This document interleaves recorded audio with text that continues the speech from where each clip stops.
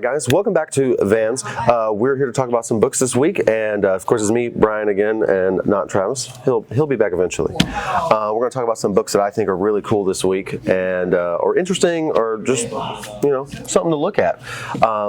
First and foremost, I think we should talk about they've made a facsimile edition of Detective Comics 27. It is the first appearance of Batman. It is kind of funny when you read it. It's a book from the 30s. It's very old comic. It's very old school, and it is an anthology series because back in the day, Detective Comics was just straight up an anthology series about all kinds of different comics, not just Batman-related stuff.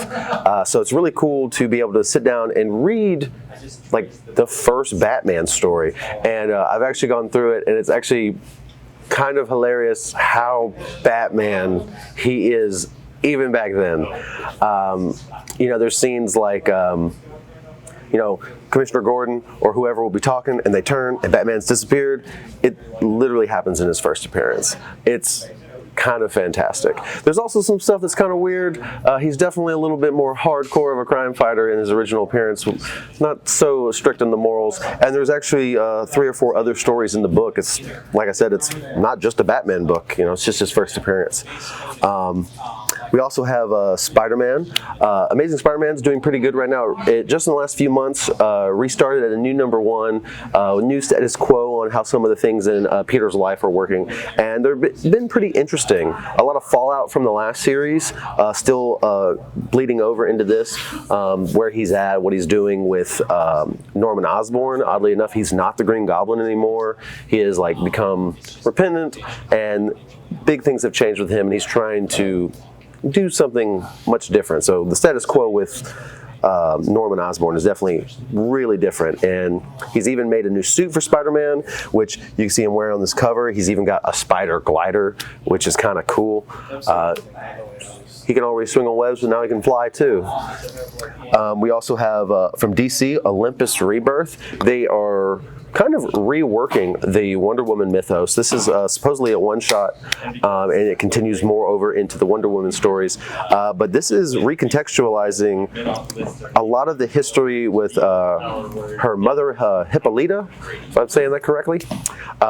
She's one of the Greek goddesses. It has to deal with her origin, becoming a goddess, and how the Pantheon butt heads with her, and how that helped in the founding of Themyscira, and how she went about doing everything she has done going forward with Wonder Woman and the rest of the Amazons. Something to look into. It is very much a Greek god story, which, who doesn't like the Greek pantheon? Over here in Indy, we have Gun Honey. Gun Honey, this is actually the second run of Gun Honey. It is a pulp noir style, espionage story. It's very grounded, it's very down to earth, it's gritty. It of course has as the cover would imply, a main character that is a girl, and it's not afraid to be very dark, rated R, a little sexy. If you really want dark, gritty, noir, spy, thriller, it very much plays into that in all the ways you would expect, to a realistic degree. She's a woman, she might use that to her advantage. She's also very talented, so she is kicking ass and doing maybe something you'd be more familiar with, like Catwoman, sneaking in, stealing stuff. The general espionage. And it's been super well received so far, so I thought I'd give it a shout out because it seems very cool. A lot of other people in the industry who mainly write pulp books have actually talked about it, saying this is a fantastic story if you like that genre. And this is actually one of my favorites, this last book.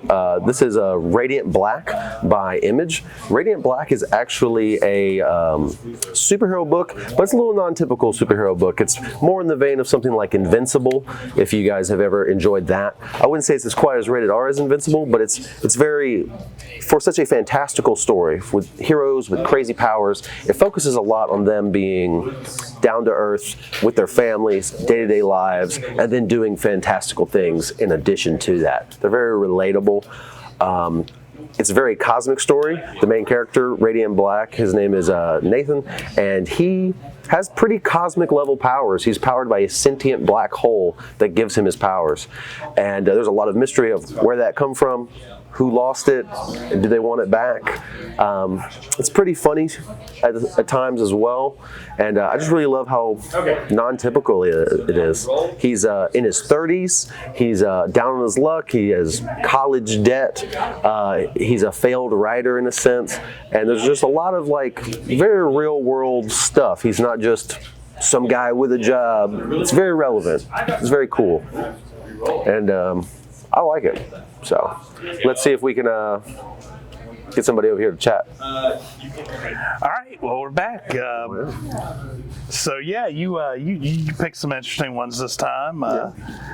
Knowing that Travis isn't here, I do say, you started off with this one, and this is probably one of the ones that is most interesting to me. I like the reprints of the older stuff and having that access again.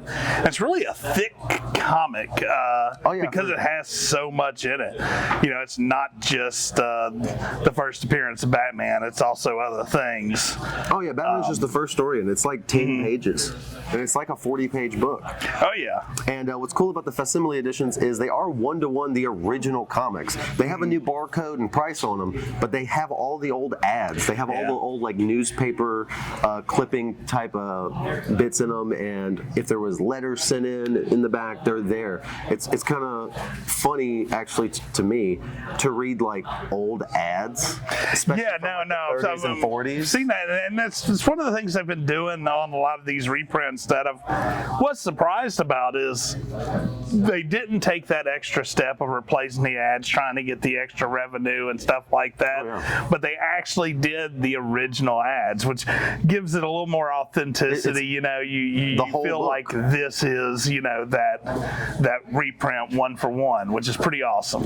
Yeah, and it is great that you can own a copy of that without spending $1 million. I love the back there. It has a crazy ad on it. I'll take a picture of it and shoot it up here, but that's pretty cool. All right, let's see, what else did you talk about here next? So tell me a little more about this Spider-Man. I'm a Spider-Man fan. I like Spider-Man. I have not went and looked at this particular run. Now the flying thing, which is similar, gives me a Green Goblin type vibe. He gets it from Oscorp. Okay, so so in the last run, they retconned and recontextualized a lot of like previous events in the life of Spider-Man, and some of those, without spoiling it, allowed for basically there to be this opportunity where Norman is not a bad guy anymore. Norman is not the Green Goblin, or at least he's not the Green Goblin we knew. He's trying to be repentant, he's trying to do better, and he's trying to help Spider-Man make the world better. He's using Oscorp's money to do foundations and like all this positive stuff, and he even made Spider-Man a suit and a glider, and that on the cover is him in the Oscorp spider suit, which is cool. That, of course, we saw the Green Goblin or Oscorp redemption story in the last Spider-Man movie. They sort of gave him a little bit of like a repentance moment where he's like, the Goblin and me are separate, which I kind of like that parallel too. He's kind of like a Jekyll and Hyde kind of thing. I can dig that. In the comics, it typically is a little more mixed bag. Sometimes it's Jekyll and Hyde, sometimes Osborn is just a terrible person. So, all right. And now this one I knew nothing about. Olympus Rebirth. Now this is a number one shot. This is interesting. Is this something you're going to read? I may check it out. I've never been the biggest Wonder Woman guy. A lot of the characters I don't typically read, I wait till I hear this run was phenomenal, and then maybe I'll go back and I'll check it out. All right. And I've only done that a couple times with Wonder Woman. But it does seem like a cool idea. I do, kind of like I said, I'll enjoy the Olympian pantheon of characters. They can be really fun. Yeah, and it looks like they went a little dark with it, which I am into the darker some comics. Backstabbing, some betrayal, some like seedy stuff behind the scenes. Yeah. All right. What do we have over there? Gun Honey. gun hunting. Now, I'm definitely not familiar with this. It's this is one I'll that say some of the internal pages don't. This is don't feel those to the when you want to put a cover on when you walk out, so you're not look like that guy. I don't know. Right.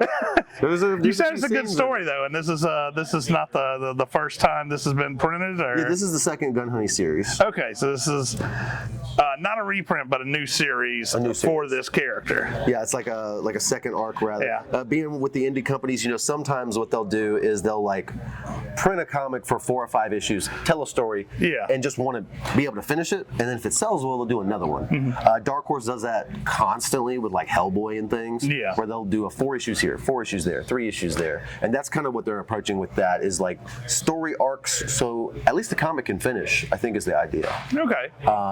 And this is actually in the Titan Comics' hard case crime imprint, which is all dark, grounded, pulpy crime thrillers and mysteries. Well, I like noir, and I like a lot of the pulp stuff. So that one is actually quite interesting. Yeah, it feels like some like Jason Bourne kind of like espionage type of story. And now this one where you're talking about a black hole energy. Yeah, there are these things called the Radiants. And they are sentient black holes. There's one actually right there. Okay. And when he comes in contact with it, it gives him the power of radiant black. They do have kind of a color coding system. There's actually a radiant red, a radiant pink, a radiant yellow. So we got also Power Rangers here or something? This series is actually inspired off of Sentai style characters. Oh, okay, okay. It's of course written by Kyle Higgins. He actually did write Power Rangers for 3 years. Oh, okay. And that run of Power Rangers is now a lot that of explains the color coding. A phenomenal run. A lot of people don't know when he first wrote that, he didn't know what Power Rangers really was, other than like kind of like what anyone would know. Like it's toys, it's a show, kids like it, and so he wrote it, and he said he really got into like that stuff. He started watching the Japanese show, Ultraman, and like a lot of those style of TV shows from Japan. Okay. And this was him doing his original idea on that kind of character, which beyond the color coding, there's no Megazords, there's not like he's going giant and fighting kaiju all the time. He is definitely doing his own thing with it. Yeah, I mean, but there's like, you can see the little nods. And again, to be honest, it reads more like Invincible to me than it does like a Power Ranger story. And he does have a bigger universe. This is the Massive Verse is what they're calling it. Okay. There's supernatural characters, he has extra dimensional characters. He actually has 3 ongoing comics in this series, in this world right now. There's Radiant Black, Rogue Sun, and The Dead Lucky, and they're varied in hero type and style. Okay. So he's doing a lot. Who's publishing this? This is by Image. Image. Okay. Cool. They put out good stuff. Yeah. Yeah. All right. Well, that's a look at the picks this week. Which one are you most excited about? To be honest, just in general, I'd probably be most excited for Detective, just because it's so cool. I'm happy to own it, you know. Personally, to read is probably Radiant. This is actually, what issue is this even? This is issue 17. So yeah, I'm kind of deep into this at this point, being 17 issues in, and a few issues into those other 2 series. So I'm very excited to read that, just because it's my next chapter. But I'm probably most excited to own that. I will say this is this gets me. Just looking at it, that was pretty cool. You know, I wasn't alive in the 1939, so yeah, it's true. Yeah, of course I wasn't either. But that's also something that's really cool. I love history. I love stories. I love the history of stories. Yeah, and you get a piece of it with that. There you go. And it's just cool. All right, guys. Well, hey, thanks for watching, and we'll see you next time.